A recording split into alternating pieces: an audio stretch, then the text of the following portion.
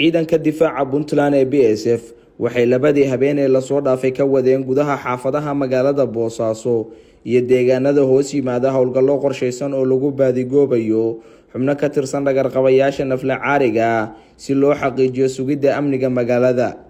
Howlgalladan ay ciidanku ku xaqiijinayeen amniga magaalada si aysan kooxaha argagixisada ay u helin fursad ay magaalada kaga fuliyaan falal argagixisanimo. Intii howlgalku socday waxay ciidanku soo xireen xubno laga shakiyay iyo kuwa lala xiriirinayo inay la shaqeeyaan kooxaha la qalday ee u haysta daadinta dhiigga shacabka muslimiinta ah inay kaga xoroobayaan naarta, kuwaas oo baaris la marinayo si loo hubiyo inay ka tirsan yihiin kooxaha cadowga ah oo inta badan isu ekaysiiyay dadka shacabka ah.